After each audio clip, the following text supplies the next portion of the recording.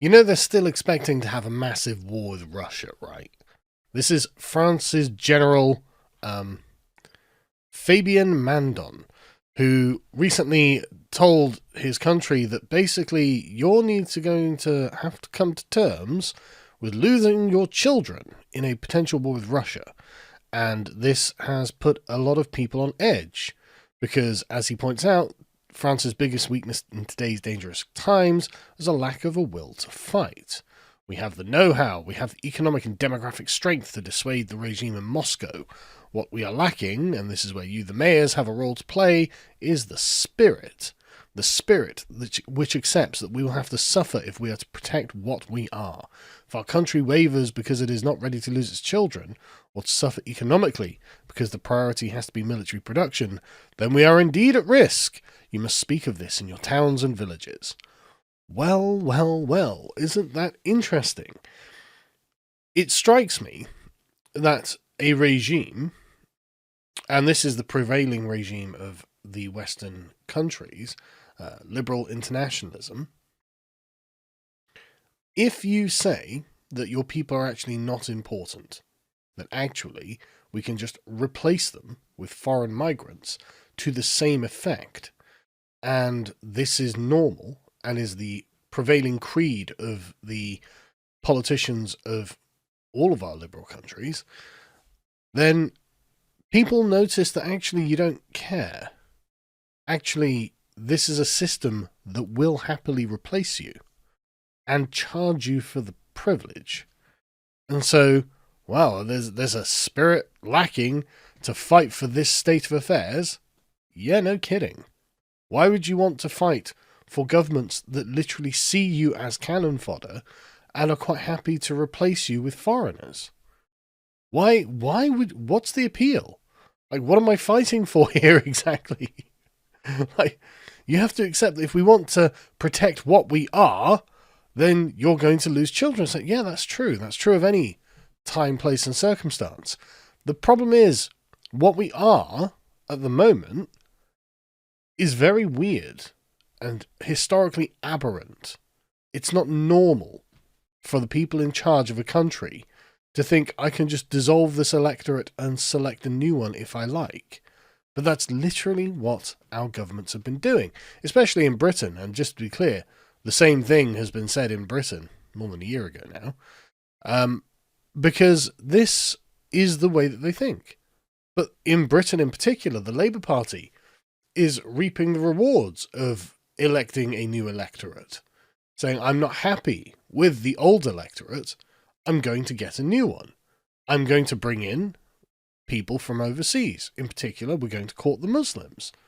Well, the Labour front bench are all basically destined to lose their seats to Muslim independent MPs in the next elections. So why should we care? You literally replaced us as your voting base, and that's not going to go very well for you. You literally abandoned the working class in England because you thought you could just do better for some reason with these other ones. You thought the working class had nowhere to go. So you decided that you could rub the right's nose in diversity. Well, it turns out that you can't, actually. I mean, why should we be ready to fight Russia? For what?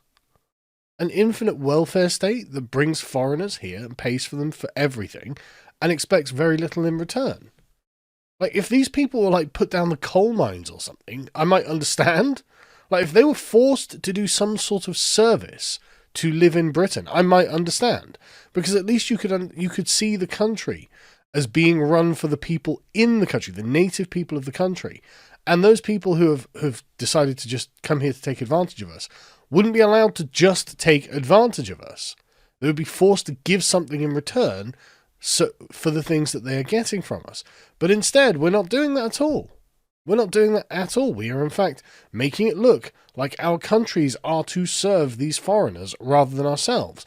And so, I mean, the budget's coming and everyone's like, God, there's going to be tax increases, there's going to be tax increase, there's going to be increase in stamp duty or whatever. It's just anything to make your life worse if you are a working tax-paying person and make everyone else's lives easier. Oh, it's free school meals.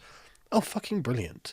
Fucking brilliant. I'm so glad that piss-poor inner-city foreigners are going to be making... their lives are going to be easier because I have to pay for their children's lunch, or their breakfast even, sorry. Like, I'm sorry, I'm not up for it. I don't want that. I don't want this kind of pay for your own replacement government, and I'm certainly not going to fight for that kind of regime. Again, he's like, look, we've got to protect what we are. No, what you are is a series of traitors, as far as I'm concerned. And I will absolutely not fight for it. And most people agree with me. There's a mouse. Is there a mouse? Yeah. Okay, well, I'll come and get it in a minute. I'm just recording a video. No. Is that Alfie's on it? And then if we get up instead. Can you see the video? Do you want to see the video? Do you want to speak into the mic? No. Hello. Hey, don't bite it. Don't bite it. Okay. Right. Let's get the mouse. I'll come and get it in a minute. It was actually a giant rat, literally like this. Massive rat.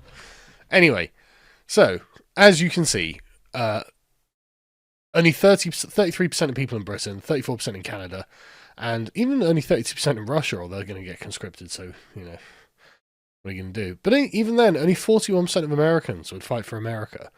And then you've got the countries, clearly, whose people feel like the country is acting in their interests. 73% of the Middle East, 76% of India, 77% of West Asia. These people clearly feel like their countries are theirs and worth preserving. And look at the EU generally, 32%, 29%, 39% even in the East. Non-EU Europe, though, those people feel that their country is being run for them, don't they? It's really revealing. The revealed preference is that if people aren't prepared to fight for their country, then they don't feel that the country is actually worth preserving. And this is something that people have become well aware of. I mean, as they point out in this Telegraph article, in 2004, 80% of young people felt proud to be British, because at the time, we were coming off of a real cultural high, the Cool Britannia phenomenon. 2 decades later, it's only 41%, because actually we allowed leftists to educate our children. And now they realise, oh wait, hang on a second, that's an issue, isn't it?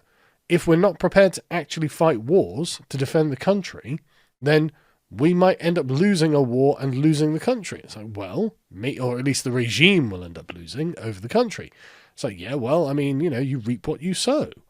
If this has been allowed to happen, then maybe the country is being run in the wrong direction. Maybe we should be doing different things rather than propagandizing the young people against ourselves or replacing them with the new Europeans. And this is just one article among many that you'd have seen about a decade ago. So, oh, guys, all of these refugees are coming in. They're the new Europeans. This is what it raises questions of what it means to be German. Okay, how about this? These are Syrians, or wherever they're from. They're not Europeans. And what you're doing is lying because you are treacherous globalists, and you seem happy to actually demographically replace the people of Europe. Which, I mean, what else are you going to take from this? What is the argument that I'm wrong when I say that? And especially when they just come out and tell you, I mean, like, Ukraine needs 8 million immigrants to avoid demographic catastrophe, because to them, people are just fungible widgets. They are just numbers on spreadsheets. And that's literally how this comes through in this article. Vasily Vosoboninik, the president of the All-Ukrainian Association of Companies for International Employment, told the country's state television on Saturday that there was an urgent need for labour migration from countries such as Bangladesh, Nepal, India, North Africa and Central Asia. According to estimates by the International Organization for Migration and the International Labour Organization, we need 8.2 million workers. We have a demographic catastrophe. Either we encourage our women to have children, which will take 18 to 20 years to reflect in the labour market, or we must realistically seek labour migration from other countries. He added that Ukraine's population, currently at 38.5 million, the migrants would represent 17.5% of the country's population. Well, I'm sorry. I'm sorry that businesses are already facing a deficit of over 3 million workers because of the war. I'm sorry that this is the case, but they're literally telling you that what they want to do is replace the men who have died or fled from the war with foreigners. This is just the liberal international order at work. It doesn't see a problem with that. That is international capitalism, as a leftist might say. just sees you as labourers. Oh, you're just labourers. So you're a tool for someone else's ends, not your own. And so when they're like, well, you've got to be prepared to lose your children, it's like, do I actually? Do I? What for what? The current state of affairs? I don't think I do have to lose my children for the current state of affairs, actually. And if the current state of affairs, the regime, and I'm being very specific, is the government I'm not happy with, the current ruling order, if that happens to feel that it can't win a war with Russia, then maybe it shouldn't start one. Because I'm personally not going to be fighting for Keir Starmer's government. There's no point dying in a trench in Ukraine to preserve the international liberal order that will literally replace you, and happily so, and sees no distinction between the people it replaces you with and you. Like, sorry, I'm just not up for that, and I don't see why anyone else would be up for that. And I guess that's why you get numbers like this, where barely anyone is up for that. I mean, if you have a problem, why don't you conscript these people? Why don't you propagandize these people, saying you guys are going to have to fight for this because otherwise the Russians will take it away from you? Because these are the people actually benefiting from things.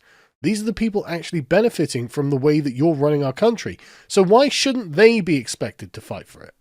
Why should it be us, the people that you don't care about in any way, shape or form, the people you don't privilege at all? Why should we be the ones, the people you've propagandized not to like the countries themselves?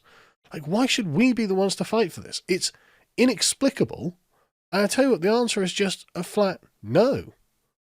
I would rather the British government dissolve than lose my children in a war with Russia. And if those are the options on the table, well, I'm not for the government.